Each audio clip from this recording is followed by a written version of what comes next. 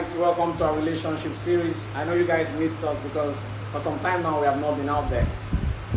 I know you guys missed the viewers too. Sure, we Now, did. now it's nice to see you today. You are looking quite. Let me not say it. It's nice to see you today, Pastor Wilson. Thank you, Mr. Roman. Okay. Miss Unique, always beautiful now. Thank you. Okay, I think we should move straight to the questions we have for today. The number one question here says, what do you think about going back to a failed relationship after 2 years with that same partner? Like you have dated someone and you broke up, then after 2 years, maybe the person come back to you and say, people should start dating again. What do you think about it? Okay, sorry, let me quickly answer that. I think it depends on what broke you guys actually. It depends on that problem because I've seen scenarios whereby the problem might be parental and the problem might be because of something not quite worthy at that moment. But there can be reconciliation and even marriage and they even enjoy marriage. So I think it depends on what actually is the problem for the breakup. Yes, I would go to what Mr. Roman said. It depends on what happened in the relationship. So something it might be distance because of the distance and long distance relationship. You know, so many people have their love, don't like long distance relationship. So, but as long as you see that the person is a nice person and the person is a God-fearing person, I don't think it's a bad thing for you not to go back to the person. I think I'm going with what they said. The number one thing is just find out what was the cause of that breakup there. If you know the cause, then has that been fixed? Like, has that been corrected before you can go back to the person? So I think I go with them. It's not bad for you to go back to the person, but make sure that problem that happened before has been fixed. Things have changed before you can go back. Then secondly, how can someone move if you find out you are still in love with your partner after breakup? When you find out you are still in love with someone after breakup, what should you do? Okay, for me to heal, you have to start to try to engage yourself in things that makes you happy. You try to read books, you try to make things that you try to be with people who make you happy. Then if you feel that is not working, then I think the best place is to find your solace. If it's quite religious, is with your creator. It's your creator. For me, the best thing to do is to be with people who make you happy. All the things that make you happy. I think you could heal and move on. You know, all this answer it's sounds similar to what I'm already even thinking. In this scenario, if you know that you break up with somebody and you feel that you still love the person, but I don't think that if you're already decided to break up with this person, I don't see the reason of you going back to the person. I'm going to what Dr. Jeremiah said. I think that happiness is free. Just do the thing that makes you happy. Live your life. No, just because you broke up with them because you still have feelings as well. No, you broke up with them because you know that this person is not the person you want, the right person for you. So just live your life, be happy, and I believe that God will give you a soul. That's what I always that's my advice for the viewers and all. Okay, that's nice. Yeah, that's very true. I think today we are working hand in hand since we studied the Bible before coming here today. That's very true. When you are broke up with somebody and you still find yourself loving that person, number one, is that person still loving you? Because you can't say your happiness for someone that is not worth it. Now what you do is make yourself happy and keep yourself busy. Most times is when you are not too busy that you start thinking about that person over and over again. One, keep yourself happy, love yourself. Because when you love yourself, you know that somebody that doesn't want you, doesn't love you, is not worth being wasted your love for. So love yourself and get yourself busy. Do it that makes you happy. It will help a long way. Now the next question says, as a lady, is it right to date a guy or marry a guy that is younger than you? What do you think about that? If he has all the qualities you need and all that, is it right for you to marry a guy that is younger than you? For me personally, it all boils down to being individual. It's just the individual. If it's what you want, you can do it. It's not wrong for you. If it's what you choose to, or what you want to do, it's your thing. In this aspect, as a lady, I don't think that age matters in any relationship. What matters is love, trust, and sacrifice. All what matters in a serious relationship is about love and trust. I don't think that age is not a barrier in anything. I don't see age as year together. That's where I should be looking at now. So age, I don't see age as a career. It's only advice I'll give to everybody, yeah, especially women who they think that this guy is younger and they're older. It's not about age. What matters is trust or not. Yeah, so what I have to say about it is, once you know you can respect the person, because what matters in that marriage where a man is, according to the Bible, that should submit to you. So once you are convinced to you that even if I'm older than this person, you know yourself that you can submit to that particular person, there is nothing wrong marrying the person. And secondly, if the both of you are ready for peer pressure, that people mocking you, you marry person who senior you and all those things, if you know you can condole it, like you are matured above thinking of what people are saying about it, you are good to go. So there's nothing wrong with that. Then the last but not the least, wow, what do you think of people that are AS also getting married to AS in the name of love? Very wrong. There's no need for me to dwell on that. It's very wrong. It has no moral right. It is wrong medically. It is wrong in any aspect, and we just want children to suffer for no reason. And I kick against it on 100% perspective of looking at it forward, and advise people going forward not to have marriages with people who share the same genotype in a sickle cell line like that. And I believe it is advisable and audible for them to reason in a more transparent and auspicious way going forward in terms of marriage. Thank you. This is a place where I would say selfishness occurs. There are a lot of men who because of they believe that they are in love, they will selfishness to go and get married because both of them are in love. No, that is a very bad thing that is the worst thing that ever happened to two lovers. Because of you are in love, you want to go and marry out of foolishness. No, you marry someone that is AS, whether you are SS. It's not a good idea at all. It's a way beyond love or relationship. If both of you got married tomorrow and you guys get married, that means that is going to someone in the rest of his life. It's a no-go area. It's a real no-go area. I don't advise anybody that is AS to marry someone that is because of out of no. I don't advise that. Yeah, I think what they said is quite true. Number one, that's foolishness. You don't call it love. Most times people see foolishness as love. That's not love. Because how will you feel that you give birth to a child while looking at your child every day is not looking good, the child is not happy, the child is always sick? How will you feel within yourself? So that simply means you are foolish. It's not like you're loving somebody. And it's also selfishness. You should consider the children that are coming out from that marriage, not only for the two of you, to satisfy the both of you. So it is a no. It is not good. Okay, I know we are quite been round up from such questions.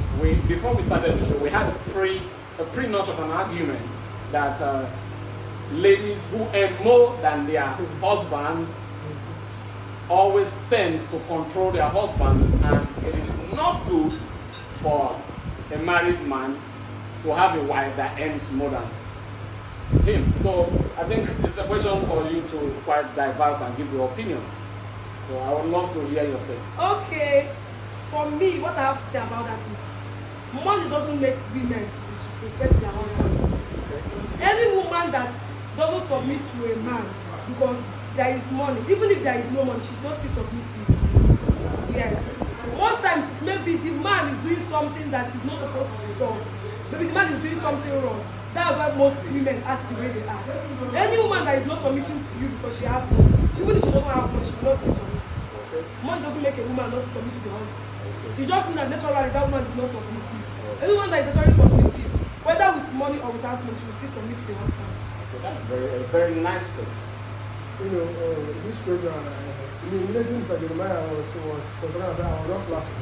I know that this question, though I'm always encountering on this question. Yeah, because I've seen a whole lot of experiences. Yes, because I've seen a lot of people. Even where I work before, I experienced it. My own thought on this, it's not bad that your wife is more than you. What matters is ego.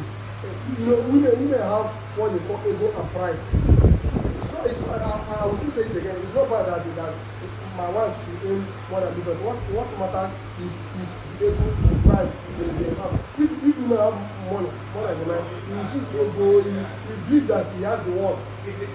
Yes, but it is not supposed to be that way. According to what you see, you need to say that women should be submissive. I know that some women are submissive, but not all of them. These our days, these days, our women nowadays, they are very, very. Gen Z. Yes, There are still good ones that are I know that's good of us. Right now, these are days. It's really, if the women are 100, I believe that 95%. Will not be submissive because they believe that they have more than that. But at least there is 5 that is submissive. 5 is not way beyond this. At least, like these are 105% women will not be submissive. I'm really certain because I want to work with the women. They are called Obomas. Agbomas. I call them the Agbomas because most women who are regarded in such areas are called Agbomas. So the only time I will talk in this aspect that no matter what, even if you have money or even if you pay more than your husband, just try to be submissive. But I know that women is very, very hard that if women who has more than the husband, they will treat the husband as if the husband is not. Wow. And do you know what I see? I've seen that several times. So most times, it's not actually that the woman is treating the husband. It's the inferiority complex that makes the man feel that this woman is doing that because of money. Okay. I just feel most times going through it's not like the woman is really observations doing and it. her ordeal, I can actually agree with that. Yes. Because it's quite explainable and researchable. Because most times it's the man that is feeling that it's because of that money. Many men out Not there feeling have that an naturally ego that pride. woman Yes. is not They are submissive. feeling like no, It's she's not supposed to make money Yes. more than me. They have that inferiority complex. Sometimes which it's the fault of the man. yeah, Not most saying that the times woman is not submissive. it's from the man. But most women are very authoritative when they start to see more money than the man. That's why I advise men out there to kill their game. Like, when you're actually making that money more than your wife, you should treat her well. Not when she's now starting making her own money in an upheaval and you start to feel like, oh, she's now doing 1 or 2 things that are not right. You, when you're making the money, what were you doing? How were you treating her? Were you treating her like a slave and all that? So, in as much as you want to be quite partial, you need to check. You need to check the treatment from both ends like that. And I feel that it's only a man who doesn't think outside the box that is always scared about his wife earning more than him. It's only a man who does not have an ambition. Only a man who does not think more than an opera. Then I think that's where you can feel that. I think I'll end my observation and perception on this stuff. Thank you. Yeah.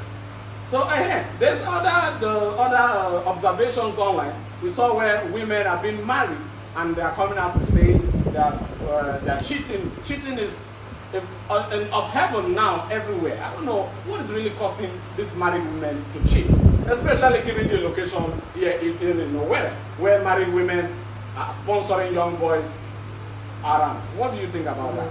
What I do in that aspect is that the women that the husband is no more functioning the way they want it to be. Most women nowadays they like young guys that can give them so that can sex them the way they want it. And believe that the husband is weak and the husband cannot give them that proper sex life that they always want in life. So in this scenario, I don't really want to talk about this thing because it's really awkward. Okay. Well, most of them do complain that they marry people they do not love. Why would a woman marry somebody you don't love? Why? I don't think so. Let her answer that. Why would you marry somebody you don't love? For me, the only reason that makes women to cheat is not having the fear of God. Yeah, it's true. One of the whether you marry somebody you love, or somebody that has money, or somebody that is not satisfying you, the only why you will have an excuse to cheat is because you don't have the fear of God. If you have the fear of God in you, you don't have any reason to cheat. There is no excuse to cheat. Given the reason, another analogy that came up with Judy, I think Judy and Yol, kids, Judy and Yol are now playing an internet game whereby they come out to say their ordeals to make money. And May, what do you think of May? Would May like this? And there are some conspicuous reasoning that May might not have been a supportive woman to the husband. That's why the husband is with Judy. What are your take on that, Mr. Wilson? I've gone through this Judy and Judy before when that case came out. I was kind of saying you because of the personality in Nigeria, the kind of people, the kind of person that the whole world was really like. But I came back and I understand that Judith was supportive of you from day one till that. So if you decide to marry Julie, or even for you to get that pregnant more than 4 or 5 times, I didn't see it as a bad thing. It was before I was seeing it as a bad thing. He betrayed me, but it's really it's not that I really. Okay, is it the right thing he did? I didn't see it as a bad thing. I believe it's the right thing he did because he knew that the unity was really supportive to his career. After that, a long time in marriage. It doesn't depend on the long time. What matters is what makes you happy. That's what you should be talking about here. I know you'll be disagreeing with that. I want to hear your perception. The best way to patronize someone that is supportive to you is not to marry the person. You must not marry someone because the person is supportive. Like, okay, any woman that supports you outside, you just marry the person. That's not how it is being done. What the guy did is very, very wrong. Now you check it out. Is it only in the industry of movie that he needs support? That man might be supporting in other aspects that is not movie. So I don't think what he did is right. It's not right. I think maybe it might be beyond movie and it should be in monetary value because just like we were arguing about women having more money, that's why it now plays a role that women need to be supportive to make money to support the marriage. Let me answer what she said. She said that it was not married. Okay, a situation whereby the woman got pregnant for him. So what's the next thing? You should leave the woman. But in Christianity, it goes against marriage principles. Which Christianity? Did God say He said you'll be one wife. He did not say one wife or yes. Yes. Now Jesus came to reconcile the law. You know, this is Africa. This is Nigeria. This man is not a Christian. No, let's take it above religion. Let's not bring religion to play. Exactly. It's a religional thing. This is Nigeria and this is Africa. We should just know that all of us are all human beings. We should not pregnant for the woman. I should not monitor. I didn't see it as a bad thing. I'm not seeing it as anything bad. I don't. Wow. Okay. What it really means is the lady was just supporting because they were doing something. Because you can't just see any man and start supporting the man. So for her to get pregnant means they were doing something already. And that means that's the reason the lady is supporting. That means the man is already taking that step before the lady starts supporting her. Okay, let's leave that so to another ordeal. Can you marry an Aboma? An Aboma that has a past, or do her past not matter to you? Do a woman past not matter to you? I'm asking you. Do a woman past not matter to you? No, if you lost somebody, even if you lost somebody up to the degree that she was an harlot, a promiscuous woman. Everybody in this life has a past. That's what I believe. So you are trying to say you will marry an Aboma, an Ashawo? See, a past is a past. An Ashawo can change. A harlot can change from any angle. What matters? So how will you feel during your marriage when the customers are coming to say the highs and highs? It doesn't matter. You know all those things. It doesn't matter. What matters is the love you have for the person. Everybody has a past. Only I know that all of us have a past and love this thing. So almost do say men past don't really matter. It's women that really matter. I don't buy that. I don't take this because I'm a man, because I'm a woman. No. What are your perceptions? Quickly, I want to know your perception on that. Me, what I have to say about it is, provided the person has changed truly, that's number one. So there is nothing like, everybody has their past. Maybe there are even some past the guy has that the lady don't even know about. That even if the word here is, there will be a very big problem. So provided the person has changed very well, even if the customers are coming, you already know about that and just prepare yourself to deal with it. That's just another problem quite cited in marriages is where sisters, like your wife brings a sister to come and stay for some time, and the husband, most times they play pangol, which is called, one or two. So in such cases, how can it be avoided in this unit?